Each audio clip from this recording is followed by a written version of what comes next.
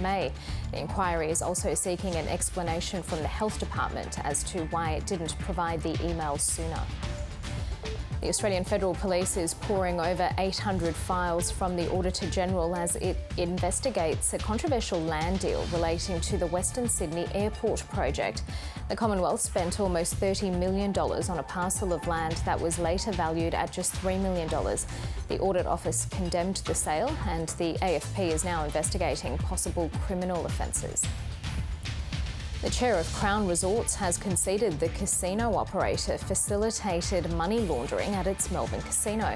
Helen Coonan has blamed the breaches on ineptitude rather than the company deliberately turning a blind eye to criminal activity.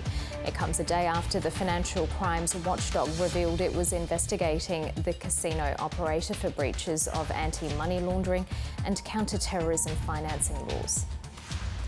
And the US President Donald Trump has labelled his country's top infectious diseases expert an idiot and a disaster, claiming people are tired of hearing him talk about the COVID-19 pandemic. The president has made no secret of his growing impatience with Dr. Anthony Fauci, who has criticised the staging of election rallies against coronavirus rules.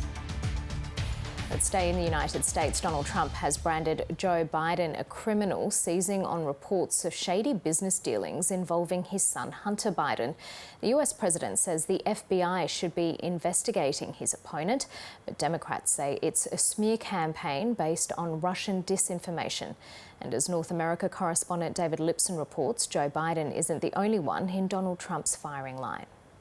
Please welcome the 45th President of the United States. One day closer to the election and another attack from the president. He said, don't wear a mask, and he said, don't ban China. They were bad calls. He admits that. Not aimed at his political opponent, but his own White House advisor on coronavirus, Dr. Anthony Fauci. In a campaign conference call earlier, he went even further. People are tired of hearing Fauci and all these idiots, these people. But Fauci's a disaster. I mean, this guy's, if I listen to him, we have 500,000 deaths. America is staring down a third spike in coronavirus cases, but Donald Trump's supporters continue to turn out in droves as the president tries to chip away at Joe Biden's reported lead. The Biden family is a criminal enterprise, and that's what it is. It's a criminal enterprise. He's been peddling hard a scoop in the New York Post centred around an old laptop computer which purportedly contained emails linking Joe Biden's family to improper dealings with a Ukrainian energy company. For conservative media, it's a bombshell. The paper's editors got a copy of the hard drive from Hunter Biden's personal laptop. On it were tens of thousands of emails, videos, texts, and photographs. The hard drive was delivered to the paper by Donald Trump's personal lawyer, Rudy Giuliani, and there are reports the FBI is investigating a possible Russian operation to spread disinformation. Well, we know that this whole smear on Joe Biden comes from the Kremlin. Now the most senior intelligence official in America has weighed in. That Hunter Biden's laptop is part of some Russian disinformation campaign. It's simply not true. Even the motives of that intervention have been questioned. Before his appointment in July, John Ratcliffe was a Republican member of Congress who defended the president in his impeachment trial. 28 million Americans have taken part in early voting. In normal times, that would indicate an incumbent in trouble. But even the Biden campaign is warning his supporters Donald Trump can still win this race. Joe Biden stayed out of the public eye, spending the whole day preparing for the final debate later this week. Many Democrats see it as his last big hurdle before the election in 15 days. David Lipson, ABC News, Washington. Well, for more on this, I'm joined by Professor Gordon Flake, who's the Chief Executive of the US-Asia Study Centre at the University of Western Australia. Gordon Flake, thanks for your time tonight. There's so much to get through. What about those allegations against Hunter Biden published in the New York Post? Well, it's interesting. These are not necessarily new. The Republicans have been focused on Hunter Biden for a long period of time. The fact that this story has not been run by Fox News originally, because there was concern about the provenance of these tapes, the fact that Rudy Giuliani had them for about a year, and that they've become so deeply partisan in terms of the response, means that this is one of these issues that is going to be hotly debated in the remaining 2 weeks of the election, but from my own assessment, not one that is likely to move the dial one way or the other.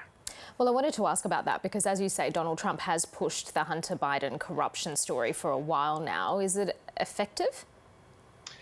Well, traditionally, we have something in U.S. politics called the October surprise, and one that did have a very real impact in 2016, 4 years ago, was an announcement by then head of the FBI, James Comey, that he was reopening the investigation into Hillary Clinton's emails. That demonstrably had an impact on the polls, because what it meant was, for the last 5 days of the campaign, that every media story was about the emails, nothing else. And it really did impact the polls. I think the Republicans are hoping for that tried and true playbook and doing it again this time around. The only difference is this is really not about Vice President Biden himself as a vice president or as a candidate, but it's something his son is alleged to do. And there is the complicating factor that President Trump's own, or the United States' own intelligence services, warned that Rudy Giuliani, the lawyer to the president, was a target of Russian disinformation, that they were using him. So this is going to be, again, hotly debated, but something in my mind that is unlikely to shift the debate the same way that the Hillary Clinton email story shifted the debate in 2016. Yeah, we think probably the October surprise this time around was Donald Trump's positive COVID-19 diagnosis. Staying with that, he's called his top infectious disease expert, Anthony Fauci, a disaster and an idiot. Is that to detract from his handling of the coronavirus pandemic? It certainly is, but candidly, it's not one that I actually understand. If you look at the last year, the one thing that defines this presidential election is its stability. President Trump's disapproval ratings and his approval ratings have been remarkably robust and stable for 4 years. And similarly, for the last year, Joe Biden's approximately 10-point lead over the president nationally has remained remarkably robust. So a month ago, 2 months ago, and now 2 weeks ago, the fundamental question remains, what can Donald Trump do to increase his base, to expand those voters who are attracted to his message? And somehow I don't quite understand, in the midst of a pandemic where the coronavirus is spiking in many of these states where the president is campaigning, that it's in his advantage to attack, his head advisor on the coronavirus, who's generally, despite some partisan shifts, respected in the United States. To call him, again, as your reporting showed, an idiot, a disaster, someone who's been in Washington for 500 years, I don't quite see what demographic, other than those who are at the rally itself, are going to be attracted to that message. So we thought after Donald Trump's positive coronavirus test that it was unlikely there would be more debates, but one will be held on Friday. And there's going to be a mute button this time around. Well, if nothing else, in this one area, the will of the American voter appears to have been heard. The first debate between President Trump and Vice President Biden was cacophonous. It was neither presidential nor a debate. And there was a real clamor for a mute button. And so it remains to be seen how effective it will be. Moderators themselves had some difficulty with the president in particular. Again, at least it bodes for hopefully a more civil conversation than we had last time. Yeah, so the audience that could be watching this is something like 70 million people. How critical will that be for Donald Trump's re-election chances? Or does the fact that 28 million Americans already having cast their vote, does this mean that the decision's already been made?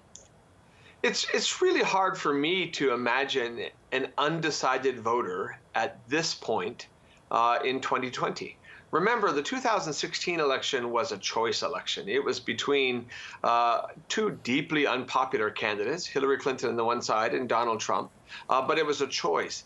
The 2020 election is a referendum election. It's a referendum on the last 4 years and on the president himself, not just the economy, but his handling of COVID, et cetera. And so the notion that these extremely robust approval, disapproval ratings and polls are going to suddenly dramatically shift in the next 13 days is something I find myself deeply skeptical of. And as a result, I find myself deeply skeptical of the impact of a single debate on that trajectory when it's been so robust for so long. Okay, so you think Joe Biden in with a canter? Well, obviously, like every analyst, that's what the analysis tells me. At the same time, lived experience from 4 years ago means there's that nagging voice at the back of my head that leads to caution. Okay, Gordon Flake, thanks so much for your time. My pleasure. Thousands of people have returned to the streets of Bangkok, defying a ban on political gatherings of more than 5 people. The youth-led movement is calling for changes to the monarchy and the resignation of the Prime Minister. Cabinet will decide today whether to recall Parliament to discuss the situation. Southeast Asia correspondent Mazoe Ford reports. 6 days into a ban on large gatherings, Bangkok's anti-government street protests are only getting bigger. I had goosebumps. People have shown their power and it's massive. Everyone's out here with the same goal and determination. Another major intersection in the Thai capital and other locations in nearby provinces were overtaken by thousands of people. We believe we can win, but the government needs to listen our voice. The activists want Prime Minister Prayut Chan-o-cha to resign, a new constitution, reform to the monarchy, and for their protest leaders who were arrested last week to be freed. That last demand has partially been met with the release of some overnight. The government says it'll consider the whole situation and may recall Parliament early to discuss it. The government's been trying to compromise as much as we can. We're just asking people not to do anything wrong or destroy the government or people's property. The protests have largely been peaceful. Some of the youngest activists have even been able to sit and do their homework. Police have been keeping watch and have now turned some of their attention to the media with an investigation into 4 Thai news outlets. Parts of the content and distorted information have been used and disseminated to cause confusion and instigation, causing an unrest in the society. There's been no repeat of Friday night scenes where riot police sprayed water cannons. Protesters are taking no chances though, handing out helmets, goggles, masks and umbrellas in case things escalate. Mazoe Ford, ABC News. The Financial Crimes Regulator says it's passed information to police about allegations of money being transferred from the Vatican in relation to the trial of Cardinal George Pell. The High Court quashed Cardinal Pell's child sexual abuse convictions earlier this year. Liberal Senator Concetta Fierravanti-Wells used a Senate estimates hearing to ask about claims made in the Italian media. Recently, I wrote to you regarding the alleged transfer of €700,000 from allegedly from Vatican funds to person or persons in Australia. Can I thank you for kindly acknowledging receipt of the same? In my correspondence, I request that you confirm that the matter is being investigated. Are you able to do that? Yes, and I apologise I haven't responded formally to your letter. I intend to do so in the coming week. Yes, I can confirm AUSTRAC has looked into the matter and we've provided information to the AFP and to Victoria Police. A 39-year-old man is expected to be charged with the murder of his former partner in Sydney South. The woman's body was found in the driveway of a unit block at Como overnight. Mark Reddy has more from Sylvania. Detectives arrested a 39-year-old man here at this block of units in Sylvania in Sydney South after his ex-partner was found dead in Como this morning. He looked like he was about to burst into tears, really. He was very sad and he had his head down, gave me a little bit of a smile and a I've been busted look. Police and paramedics were called to Cremona Gardens after neighbours found the badly injured woman on the driveway of her home. By the time emergency services arrived at the scene, the 39-year-old was already dead. We're all absolutely horrified. We can't believe it's happened. Everyone's really upset. Well, it's been revealed an apprehended violence order was in place, but it appears it did very little to stop this man from allegedly killing his ex-partner. I can confirm that the 39-year-old female deceased was known to the 39-year-old male who is now in custody. I can confirm that the male and female were involved in an on and off again relationship over the last 2 years, and I can confirm that there was a current AVO in place for the deceased female against this 39-year-old male. There were reported domestic incidents reported in 2019 between this male and female, though nothing had been reported this year in 2020. Police say the man had a history of domestic violence, and neighbours we spoke to down in Como said this woman often feared for her life. One woman who didn't want to be identified on camera said there was a time when the woman hid inside her home because she was so scared. Homicide detectives are continuing investigations. They are yet to recover a weapon, but as you can see behind me, this bin has now been marked off by police tape, and anyone who witnessed this murder should call Crime Stoppers. And if this story has raised any issues for you, you can get help by calling the National Sexual Assault and Family Violence Counselling helpline 1800-RESPECT, which is 1800 737 732. After years of disappointment, grain growers in New South Wales are finally harvesting their first crop since emerging from the drought. 15 million tonnes of grain is expected to be removed from crops this season, starting in the state's north. Amelia Bernasconi reports from Mungandai on the New South Wales-Queensland border. Welcome to Harvest 2020. Usually only months in the making, this winter grains harvest has had growers waiting for years. There's a lot of pressure on this crop. We need it really badly, obviously because of the previous ones. It's a mammoth task, and at the start of the year, few would have dared to predict this level of activity on their farms. It's been a very tough few years to be what we've got at the moment compared to what we've had over the last few years is from one extreme to the other, really. Every corner of Tom Greentree's 15,000-hectare family farm is under crop. Across the state, 6 million hectares will be harvested in the coming months. We couldn't get really closer to any fence lines. We didn't leave anything out at all. We've been waiting for a crop for too long, so everything went in, yeah. Tom says he's managed to avoid frost and mice damage to his crops, and the rain that's fallen has been just enough to keep them ticking along. There are positive signs in town too.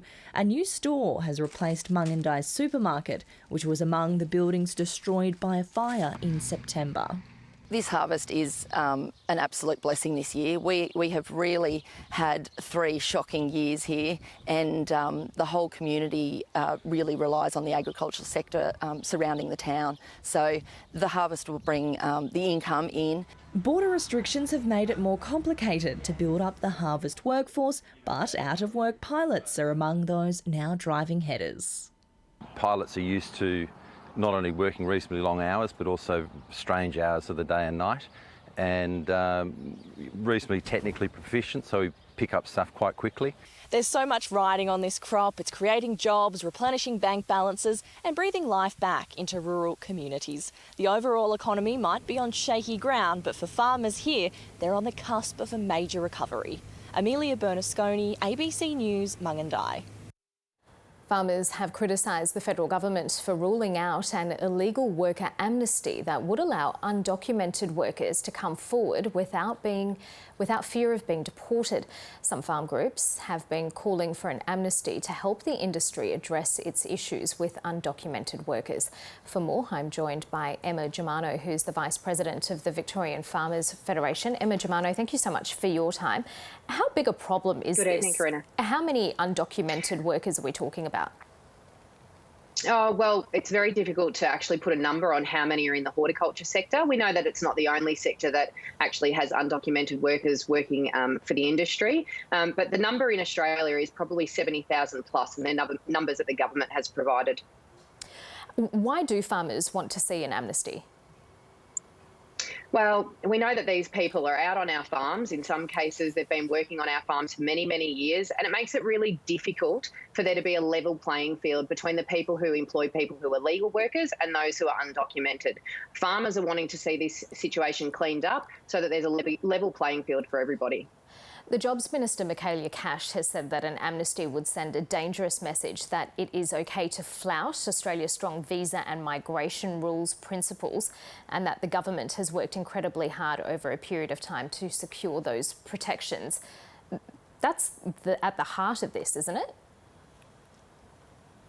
Well, it is a very contentious issue, and I guess we can be logic about it, but the real thing here is that it's a real problem. These people are in the country already.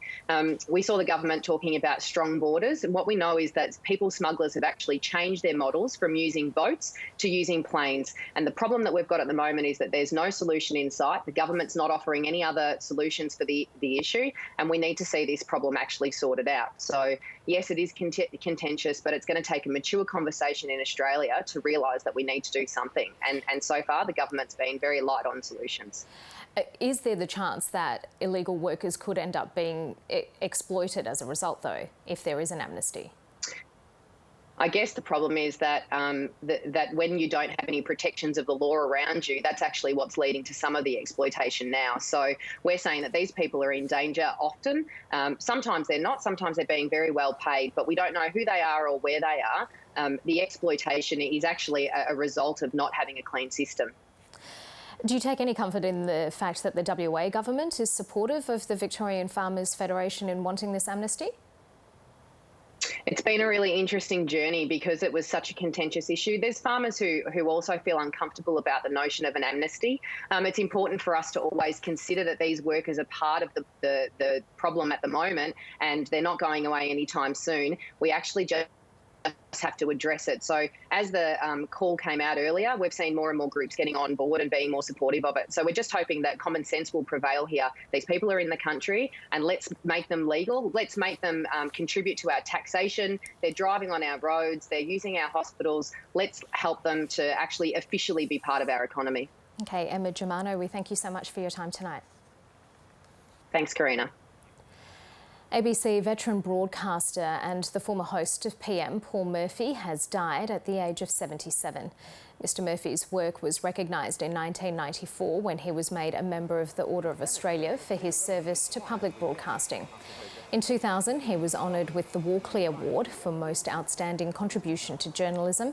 Former colleagues are remembering him as a formidable journalist and man. He leaves behind his wife Kay and his brother Justin. Time for the weather now with Graham Creed. We've still got some unsettled conditions across parts of the country. In fact, most states and territories are looking at the potential of some shower or thunderstorm activity over the next day or two. It's been relatively patchy and quiet today, though. We have had a few showers through parts of New South Wales, now generally about the central coast, around the central inland and nearby coastal areas of Queensland. Thunderstorms again through South Australia into the Northern Territory, and some shower and thunderstorm activity down around the inland parts of the Southwest Land Division. Now, this has all been triggered by troughs sitting across the continent. We are going to see troughs dominate over the coming days. Now, as we move into Wednesday, Thursday, a trough through the inland of Queensland and New South Wales will spark showers and storms. At the same time, another trough sitting in Central Australia will deepen, and as it moves east, it's going to bring the potential of widespread showers and thunderstorms and the prospect of some moderate to heavy rainfall from northeastern Tasmania all the way back up through into the northwest corner of the Northern Territory. In fact, as we move into the weekend, there is the potential of severe thunderstorms, particularly through Queensland and New South Wales. But tomorrow, those thunderstorms will be about the southern inland of the state, also through the northern inland of New South Wales. Now, we are looking at the potential of some isolated severe thunderstorm activity in association with this. We've also got a trough moving through Tasmania. It's going to clip the southeast of New South Wales and eastern parts of Victoria. So some possible showers across that region, perhaps an isolated storm around the ranges. And we've also got some showers and thunderstorms with another trough sitting through the south of Western Australia. And so we've still got some patchy activity up around the northwest corner of the territory as well. Although most of the capitals are looking clear, although we could see an isolated shower in Hobart there, we're not expecting to see widespread falls. Most of the eastern half of the state will remain generally dry. It's really about the west and south we'll see the bulk of the falls. Once that front moves through, we'll still see some unsettled conditions through eastern Victoria, and what it will do is drag these thunderstorms in New South Wales back in towards the ranges and the coast. So Thursday sees a little bit more activity, continuing about the southeast inland of Queensland, and that trough through central Australia starts to deepen. So we should start to see some showers and thunderstorms developing about the northern and western parts of South Australia, through the eastern parts of Western Australia, and again into areas of the Northern Territory. We're looking at just a brief shower in Brisbane, a possible shower or storm in Sydney, and an isolated shower for Hobart. Thanks very much, Graham. Remember, you can keep up to date at news.abc.net.au and on ABC iView. That's ABC News for now. I'm Karina Carvalho. But coming up, we will take a closer look at that extraordinary sitting of Victoria's hotel quarantine inquiry, where the Chief Health Officer, Brett Sutton, has been asked to provide more evidence after contradictory emails have emerged. Stay with us.